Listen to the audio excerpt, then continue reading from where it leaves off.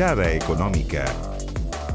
Hola, hola, ¿cómo les va? Mirada Económica en el aire, media hora de conversación dedicada exclusivamente a la economía a través de la pantalla de Canal 24 Horas. En una semana que hemos tenido muchas noticias, muchos datos sobre el cierre del año 2024, sobre qué está pasando en nuestra economía en materia de crecimiento, qué está pasando en materia también de empleo. Justamente vamos a hablar de lo primero que yo les comentaba, de crecimiento. El IMASEC del mes de noviembre. Pasamos a revisar la primera gráfica. Números, claro, que están en la parte alta, lo que se esperaba, 2,1% de crecimiento para el 11º mes del año. Las expectativas iban en torno al 2%. ¿Cuánto creceremos este 2024? Hablo en pasado, ¿por qué? Porque todavía queda porque conozcamos la cifra del mes de diciembre. Y lo que proyecta Hacienda, cerrando diciembre, esas cifras se van a llegar en un mes más, es que tengamos un crecimiento en torno al 2,4%, un número que muchos economistas dicen que es difícil que alcancemos y que debiésemos tener el último mes del año un crecimiento sobre el 4% para alcanzar ese promedio que proyecta Hacienda, y más bien debiésemos tener en torno al 2,2%, 2,3%. Vamos con la siguiente gráfica y también vemos cuál ha sido el desempeño del año, un año bastante irregular, con un crecimiento frágil, un crecimiento modesto. No estamos en crisis ni de cerca, tampoco un crecimiento bollante, una economía planita. Dicen la gran mayoría de los economistas. 0,8% para mayo, una caída en el mes de junio, 4,2% sorprendió en julio, 2,3% en agosto, una fuerte caída después a septiembre, y un octubre y noviembre con crecimientos en torno al 2,3%, 2,1% en noviembre. Vamos con la última gráfica que hemos preparado en el mes, en el 11º del año, cuáles fueron los sectores que empujaron el carro y los que quizás no sumaron tanto. La economía tuvo un buen noviembre, 3,5%, la industria manufacturera no tanto, pero igual con números azules, 1,8%. El comercio empuja el carro, también se espera que lo haga en el mes de diciembre, no así en el 2025. Y servicios también empujó, pero en menor medida, un sector que tiene una fuerte creación de empleo, 1,4% el sector servicio. Eso con el crecimiento. Les voy a tocar otro tema aquí en Mirada Económica, y esto seguramente a usted le hará mucho sentido. Hay un nuevo rey en nuestro país, pero un rey del delivery. El sushi gana cada día más terreno en un servicio de entregas que también ha visto un aumento en las tiendas de conveniencia. Según datos de una de las plataformas más importantes del país, este 2024, lo más pedido, por ejemplo, en la ciudad de Copiapó, ¿sabes qué fue? Los test de embarazo. ¿Qué fue lo que más pidieron este año por delivery? Sushi. Hamburguesa, pizza. Hamburguesa, sushi. Sushi. Hamburguesa. Sushi.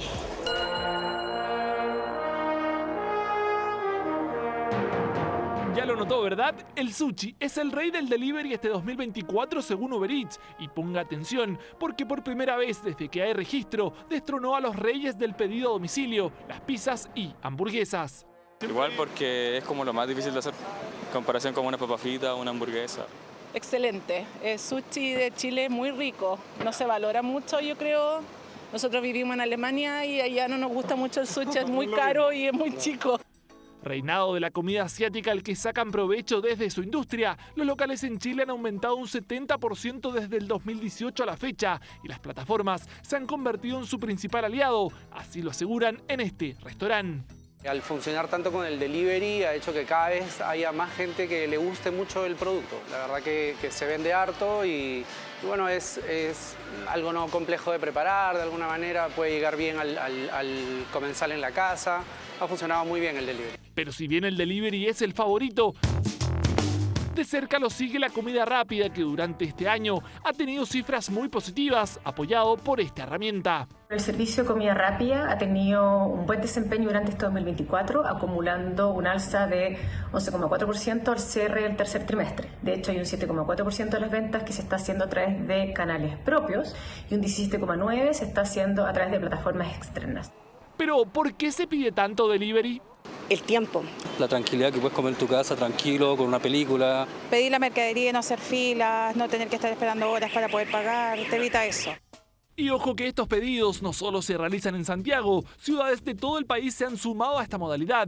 De hecho, en Antofagasta hay un fanático de Starbucks, pidió más de 353 veces en el mismo local este año. Y las tendencias de consumo varían también por ciudad. En Copiapó, por ejemplo, fueron los test de embarazo de los más pedidos. En Calama, las bebidas energéticas. En La Serena, bebidas alcohólicas. Y en Punta Arenas, las toallitas húmedas. La capital de Magallanes se sumó hace poco y valora la llegada del servicio. Acá en Punta Arenas todo queda cerca, pero sí es más cómodo pedir que te llegue a la casa directamente. Cómodo. Sí, porque de repente uno está sin auto y te traen las cosas. En cuanto a tiempo, se demora súper poco. En cuanto a calidad, igual es bueno. Una herramienta cada vez más utilizada, aunque el sábado es el día favorito y no solo se usa para pedir comida. Los pedidos en tiendas de conveniencia crecieron un 86%. Esto respondería a una mayor penetración de las plataformas digitales, que para los próximos años sería aún mayor. Se espera que el 2027 una de cada 3 personas estén ocupando este servicio de manera continua, y lo que hace que las personas elijan tiene que ver mucho con las promociones, la existencia de promociones atractivas. Aunque los especialistas hacen hincapié en un factor determinante al momento de pedir delivery. Y hay un tema que preocupa a los consumidores hoy día, que tiene que ver con el costo del despacho. Como los precios no están bajos, el tema del costo del despacho es algo que determina la compra en un grupo no despreciable de consumidores hoy.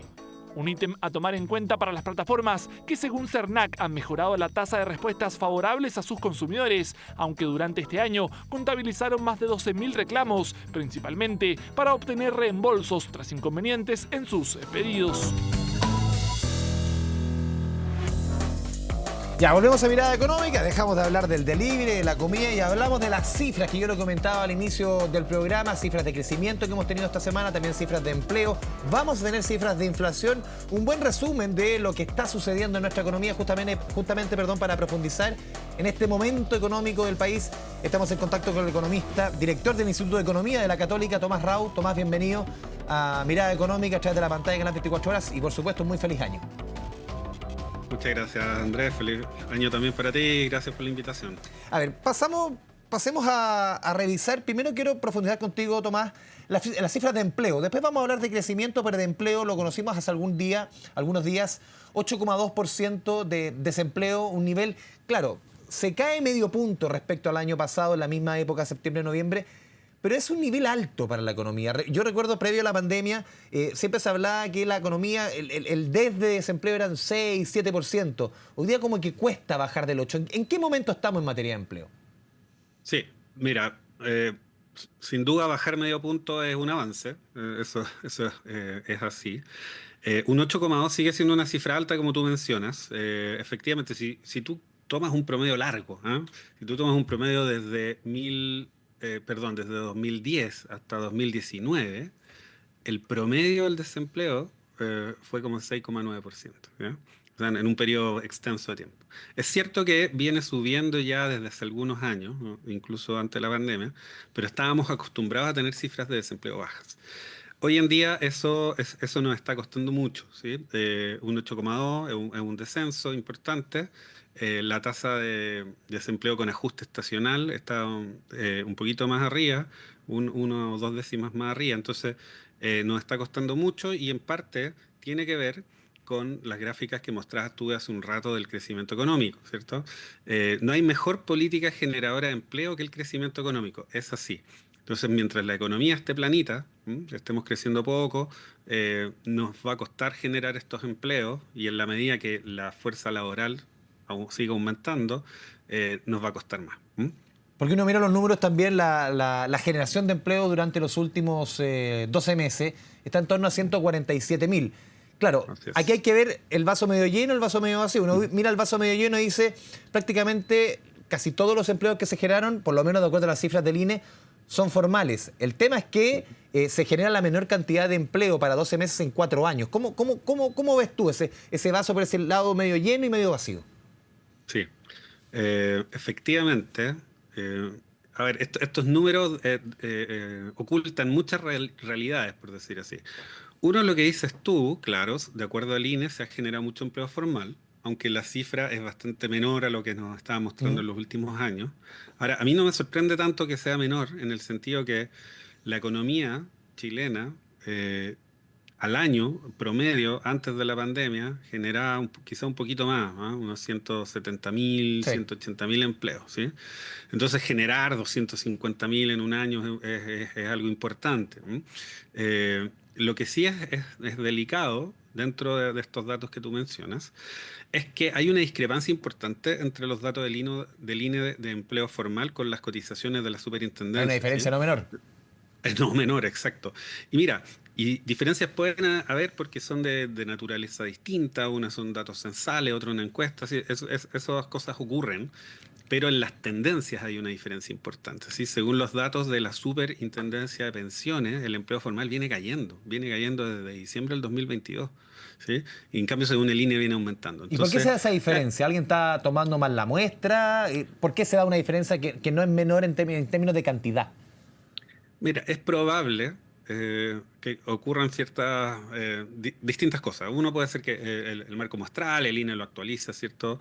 Todo el tiempo, pero estamos con un censo, ¿cierto? Que terminó, que se está trabajando para tener esos datos próximamente. Y cada vez que tenemos esos censos se actualizan los marcos muestrales, porque ahí se dice a dónde hay que ir a tomar las muestras. También lo que puede estar ocurriendo es que algunas personas estén registrando o contestando, porque es una encuesta, es auto reportado, que tienen un empleo formal, pero en realidad es informal. Eso también podría estar ocurriendo. ¿Mm? Entonces, si nosotros creemos que la cifra global es correcta, ¿sí? La explicación que habría ahí es básicamente que estamos contando más empleos formales en el INE de los que hay y que probablemente son informales. Eso es lo que piensan algunos economistas y que la informalidad sería mayor a ese 26,9%. ¿Mm? Tomás, también viendo el otro día conversaba con David Bravo y él entregaba su número respecto a la cantidad de empleos que nos falta para recuperar el mismo nivel de ocupación que teníamos previo a la pandemia, que es un número bien simple de explicar. Teníamos una ocupación de 58.2 creo que antes de la pandemia y hoy día estamos en 56,5, por darte un número simple. Todavía queda casi Está 2 puntos. perfecto, eso es. Son 279.000 empleos. Pero aquí quiero ponerte un tema, a ver, ¿qué opinas tú? Porque estaba viendo los mismos números que exponía David Bravo. Y él decía, por ejemplo, aquí estoy mirando alguna gráfica que él disponía el otro día, decía, por ejemplo, sectores que todavía le falta mucho por recuperar. Agricultura, construcción. Y uno dice agricultura, claro, hay un tema también de automatización que ha estado muy importante. Y también, si lo vemos por edad, ¿cuáles son las edades o rangos etarios donde más falta por recuperar ese empleo? En la gente más joven, y ahí uno puede decir también aquí hay un tema de gratuidad, muchos jóvenes que antes trabajaban, hoy día están trabajando, y también de 60 para arriba. Y uno podría decir también en esos dos grupos, por ejemplo, el caso de 60 para arriba, está el tema de la PGU. Y la PGU ha llevado o ha inhibido a muchos a seguir trabajando. ¿Cuánto hay de esa recuperación que falta que tenga que ver con el momento económico, despejando estos elementos que te digo yo? Sí. A ver, sin duda que esos dos hitos que tú mencionas, ¿cierto? Que es gratuidad universal desde el 2016 y PGU desde 2 años atrás más o menos, obviamente tienen un efecto, ¿sí? Cuesta obviamente aislar 100% cada efecto, eso hay que estudiarlo con harta atención. Pero en el caso de los estudiantes, de los jóvenes entre 18 y 24 años, un gran porcentaje tiene que ver con eso. De hecho, han caído los ninis, ¿sí? Aquellos que ni estudian ni trabajan. Y como bien mencionas, en el tramo etario ya de mayores, en particular mayores 65 y de 75, ahí hay una caída muy importante del empleo y eso claramente está correlacionado con la PGU. Lo que se recuperó en los últimos meses, que también había estado rezagado, era el empleo entre 55 y 64. Todavía está un poquito bajo, pero se ha recuperado. Sí, se ha recuperado bastante. Entonces, eso nos puede estar hablando ya de un cambio estructural, ¿sí? Que no esperemos que una crecida en el empleo venga por esos tramos. Lo que te planteo yo es que va a ser difícil que lleguemos a ese nivel de ocupación quizás con estos dos elementos. Va a ser muy lento, muy lento. Imagínate, estamos en 56,5, como bien mencionabas tú. 4 años atrás estábamos en 58,2. David Bravo lo pone súper gráficamente. Esto es un retroceso como de 14 años. Claro, al 2010. ¿Sí? Claro. Entonces, sí, va a ser difícil. A menos que tengamos un boom en la economía, cosa que no hemos tenido en los últimos 10 años, porque, claro, en el fondo si tenemos un boom en la economía, se va a generar mucho más empleo y ¿Tomás? y podemos acercarnos a esa tasa. Sí, antes de ir a la pausa, para cerrar el tema de empleo, porque a la vuelta de la pausa quiero hablar contigo de crecimiento. ¿Cuánto hay también? Porque uno lo cruza con otros datos, el tema de esta creación de empleo, 147.000, hay harta formalidad, claro, pero también hay un fenómeno del subempleo, que es bien importante, que se ha venido marcando en las últimas entregas. ¿Qué significa el subempleo? Que al final, para muchos que ven el tema del empleo, significa casi el 80% de los últimos empleos que se han generado el último año, por lo menos. Típicamente el subempleo se entiende como aquellos empleos en que los trabajadores quieren trabajar más horas, pero no se les ofrece. Entonces tienen jornadas, por ejemplo, reducidas, jornadas parciales. Quisieran trabajar más, pero no está el mercado, no hay oferta para ello. Claro, exacto. Entonces, como no encuentro, yo prefiero tomar un trabajo part-time, o a veces 2 empleos part-time, ¿sí? También se ve. En el fondo tengo que compensar esas horas que no estoy logrando emplearme. Sin duda, el subempleo también crece, sobre todo cuando la economía no está creciendo a una buena tasa, más allá que esté 2,3 o probablemente 2,3 o 2,2 que cerremos el año, están en su nivel de tendencia, ¿no? Entonces, no podemos esperar mucho más en los próximos años tampoco.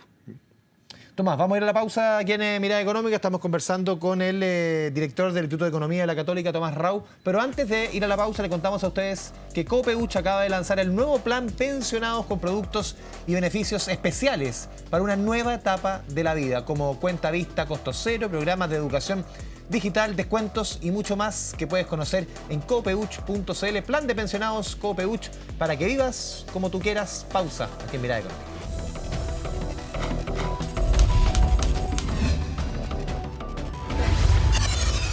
Mirada Económica.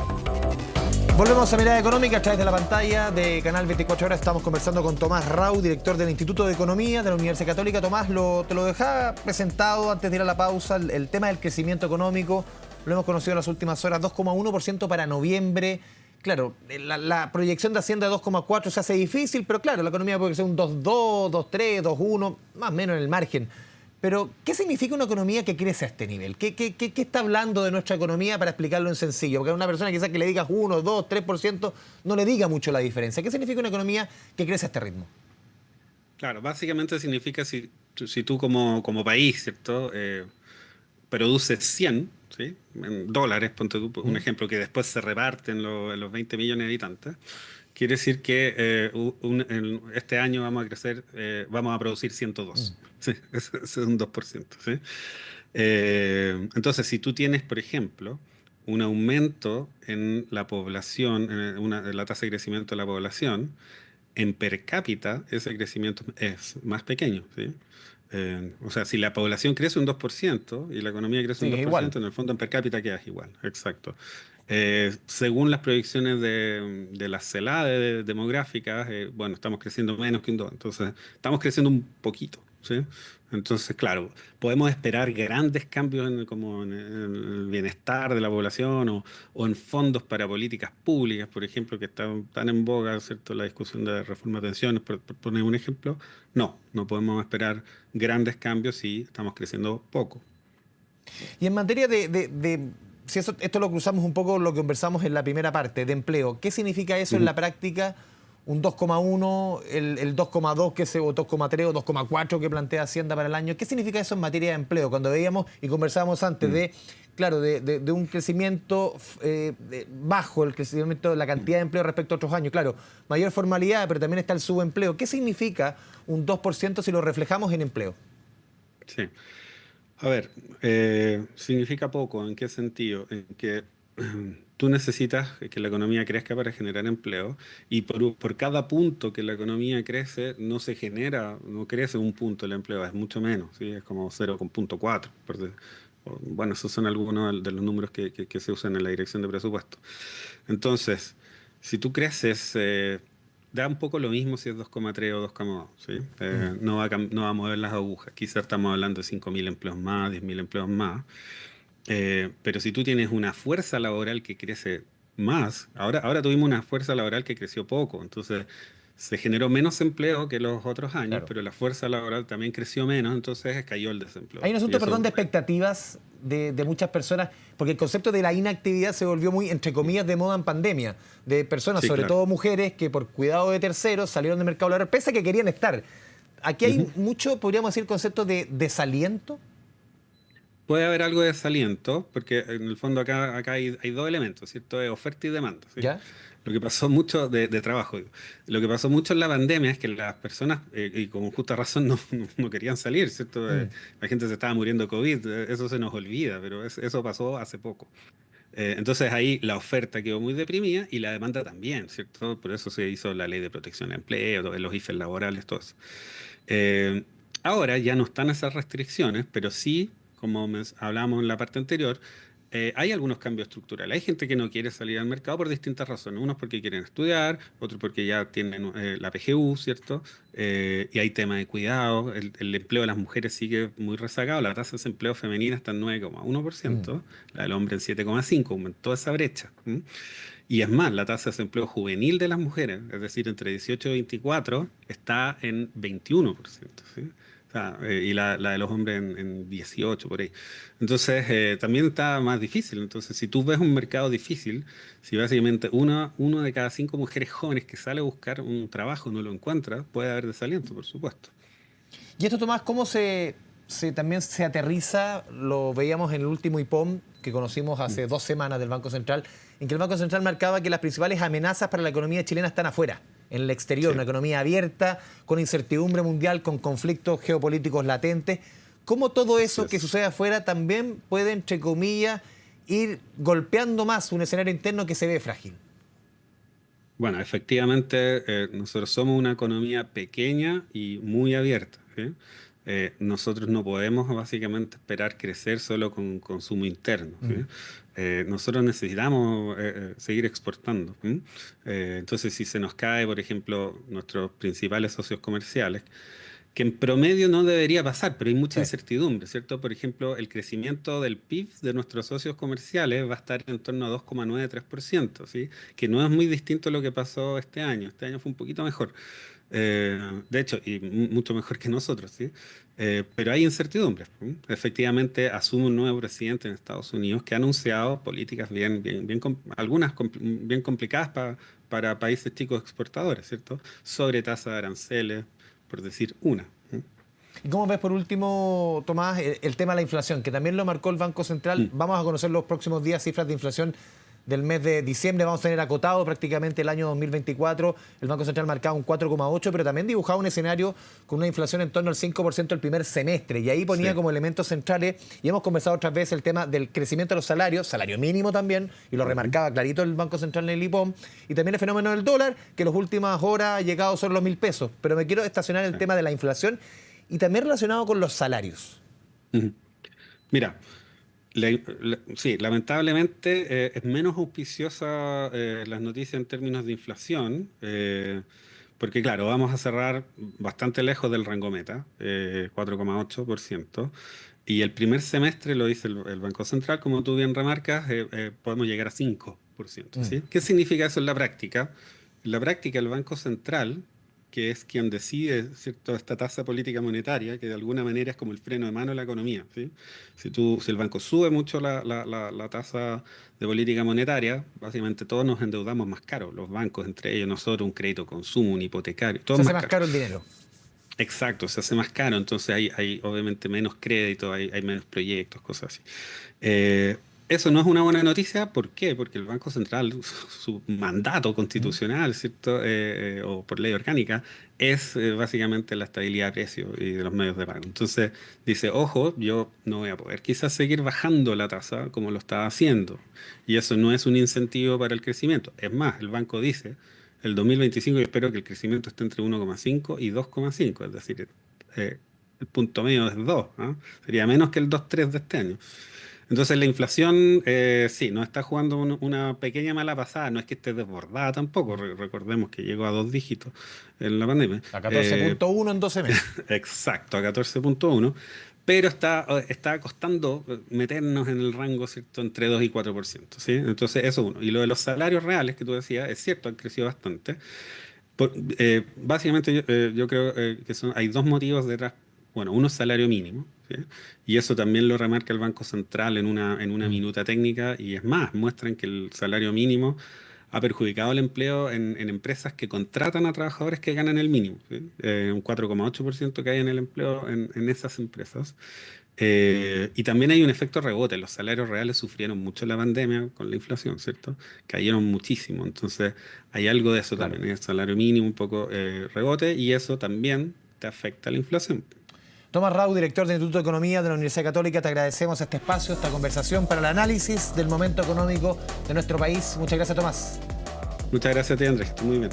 Y a todos ustedes, muchas gracias por la sintonía. A través de la pantalla de Canal 24 Horas. Nos vemos la próxima semana en nuestra edición de Mirada Económica. Chao, chao.